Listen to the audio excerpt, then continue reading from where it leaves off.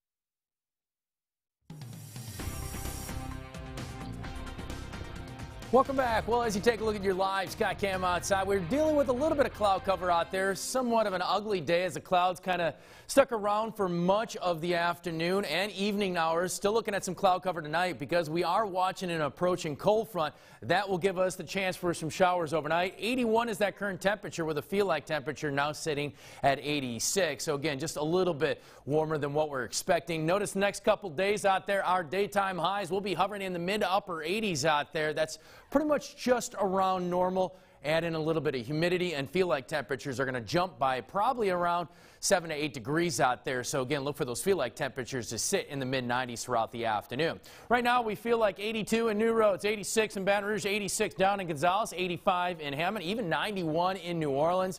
As you notice tomorrow, we're still looking at those feel like temperatures to top out in the low to mid 90s tomorrow afternoon, but that could change just really depending on when that rain arrives tomorrow, as we do have the opportunity for some heavy rain at times, some scattered showers and thunderstorms. Right now, timing looks to be towards the late morning going into the afternoon, but we're falling underneath a very soggy pattern out there.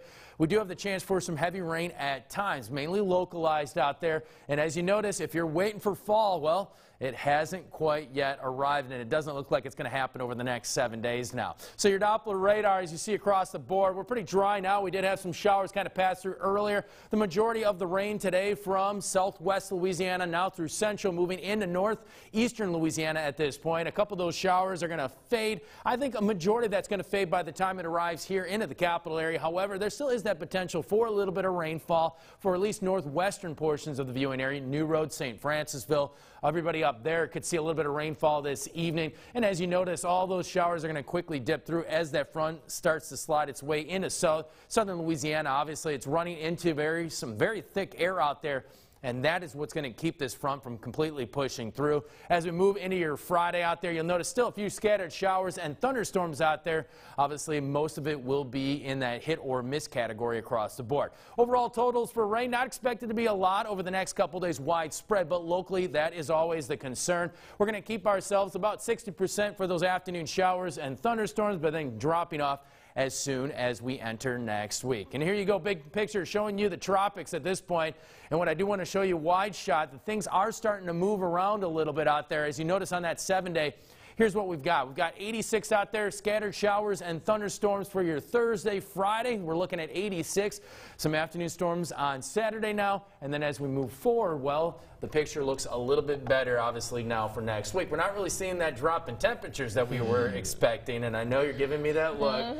I said there was that possibility that it could stall, and guess what? It ran into Louisiana air, and we just put a damper on it. Jesse, I get it's your job. You got to tell us, what it is, but I just wish what it is that it's actually nice fall weather. One day. I know. It's coming. It's coming at some point. We're at least starting to see more movement in the atmosphere, which is good for us. So I think things are starting to trend to a more fall-like pattern. Saturday tailgates, dodging some showers. Correct. We'll be okay. All right, Jesse, thanks. Still to come on Fox 44, recognizing a music icon. We feature one of the most iconic musicians in Hispanic culture. And again, Tiger basketball, LSU is gearing up for its upcoming season. A practice report coming up later in your Fox 44 Sports. Stay with us.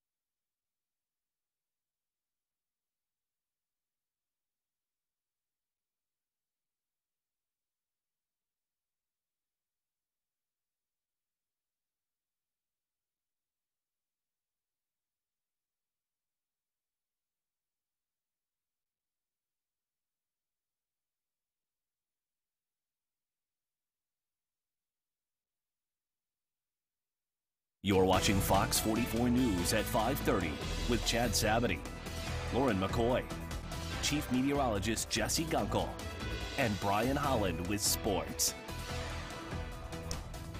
Well, this city is known as the live music capital of the world. We're talking about Austin, Texas. And this month, we're highlighting Latinos across our country making a difference. Candy Rodriguez shows us how new school musicians are taking on old school values while keeping the traditions alive. Hidden History, celebrating Hispanic heritage. For nearly 50 years, Ruben Ramos and the Mexican Revolution have been entertaining crowds across the country. I enjoy entertaining my raza. The group's sound rooted in Tex-Mex culture, with a taste of rock and roll and a dash of blues. I found my thrill. And a foundation of big band sounds of the 40s, thanks to Ruben's brother, Alfonso Ramos, and his orchestra. Through trial and error, Murdered some songs along the way because I didn't know El Español. he found his voice in Tejano music. Today, Stephanie Vergara is making her mark. A city worker by day in Austin's music department and a Selena tribute artist by night, Stephanie still remembers the first time she laid eyes on the Corpus Christi star. I was 8 years old. It was the first time I took notice and realized there was a person, a Mexican-American woman, on television. She created Bidi Bidi Banda in 2014, honoring Selena's spirit. I mean, like, of course, the banda will always be there, and we will always continue to do it as long as people want to see it. But I'm trying to figure out what's next for Stephanie. In Austin, I'm Candy Rodriguez. For more information on Hispanic heritage, just head on over to our website, brproud.com. And switching gears now, let's check in with Mr. Morgan Beard in sports. And hey, Lauren, the Saints got a bit of a win streak going on, right? Oh, yes, sir. That is right. They will take it. Of course, anytime they beat the Falcons like they did on Sunday, especially in the way they did it, times are good in New Orleans, but time to hit the road yet again for the New York Giants. We'll give you a little preview of what to come. And, of course, we're talking LSU basketball, the team hitting practice this week, and the players talking for the first time since the last season. We'll give you the latest sports next.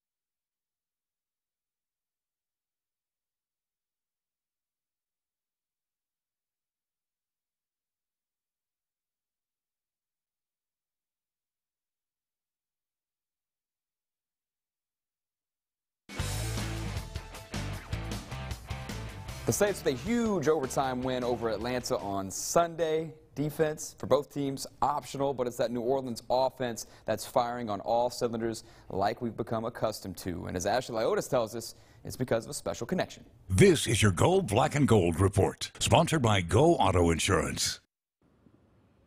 In 3 games, Michael Thomas has 38 catches for nearly 400 yards and 3 touchdowns. He leads the NFL in receiving. Not to mention, he's helped the Saints rank 4th in total offense. Now, after just 3 years of playing alongside Drew Brees, Brees says with Thomas, it's all about his ambition. You look Mike in the eye and you believe that he is going to get open no matter who's covering him, no matter what the situation. He just has that mentality. He's got the highest, you call it competes, and he's got the best competes I've ever seen in a guy.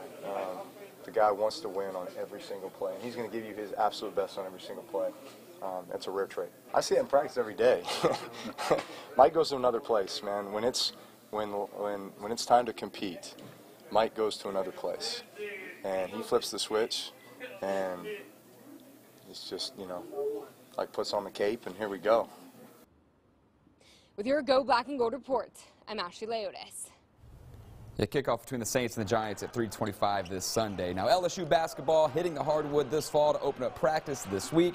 The start of the season coming November 6th, and it'll be under a set of lofty expectations going into Will Wade's 2nd year at the helm, as well as year 2 of Tremont Waters leading the point.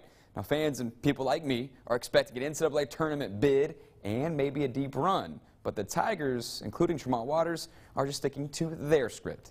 I'm going to say this to every media outlet that I talk to. Me personally, and Coach Wade feels the same way. We're not really worried about anyone else's expectations. At the end of the day, no one had crazy expectations last year, and this year it's the same thing. The court is 94 feet, the basketball is the same size, so we just have to go out and do what we have to fulfill our own expectations. And of course, LSU opening up the season versus Southeastern. Tremont Waters and Will Wade do not care for our expectations, but of course we'll be all over that as the season draws near. Time for another break, but stick around.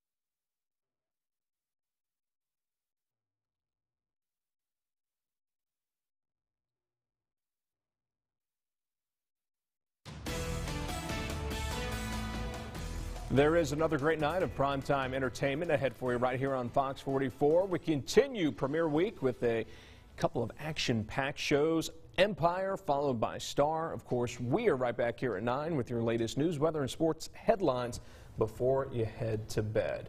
And you'll rest easy tonight knowing that these two sad-looking penguins were found. They were wandering around a coastal town in Peru. They were finally rescued over the weekend. Now, a woman said she saw the two Humboldt penguins near an irrigation ditch along a country road a few days ago. She said she took them to a relative's house, but the birds wouldn't eat, and she became worried and called police. Police picked them up. They've been named Cabo and Kowalski after the two penguins in the movie called Madagascar. Glad to know the penguins are okay. Happy. Absolutely. And then they can watch the big game coming up. Exactly. Well, thanks for watching. That's our show.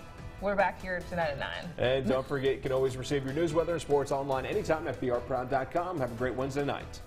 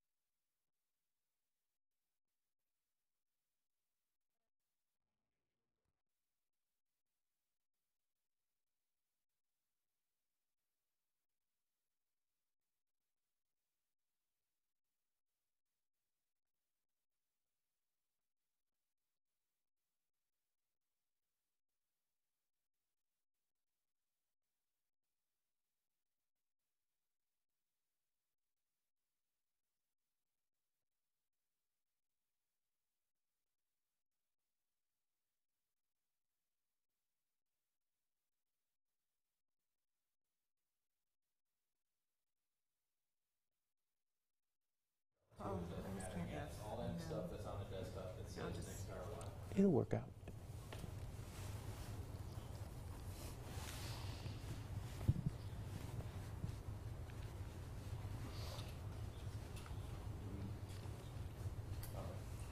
Well, hey, I'm sorry. I'm going on in about 30 seconds. Were you speaking to us? Wait, who are you talking to? All right, sounds good. Thank you. I heard, hear me. And that's all I heard was, can you hear me? Hear me. I heard, hear me. And I just heard stand by.